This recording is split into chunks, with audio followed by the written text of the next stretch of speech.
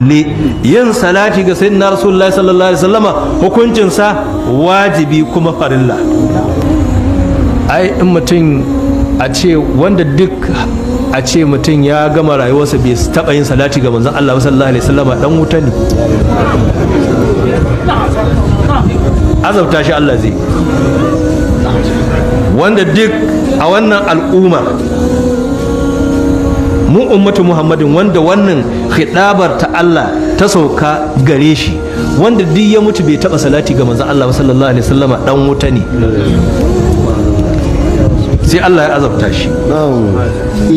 Na ce wanda bai taba yin salati ga sayyidina rasulullahi ba ko sau daya in ya mutu dan wuta ne, wato ba muhalladi ba, ana nufin ba muhalladi ba, amma dai sai ya shiga wutar, sai ya shige ta, shine abin da nake nufi, sai ya shiga wuta.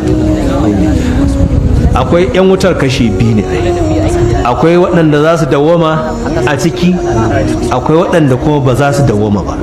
Waɗanda za a tsoma su a ciki a azabtar da su gwargwadon irin laifin da suka yi wa Allah, gwargwadon kuma abin da ya ga damar ya azabtar da su a muƙabilin wannan laifi da suka yi masa, sannan kuma daga baya ko ta kan ceto ko ta kan tsabagen rahamar Ubangiji kuma ya fidda su.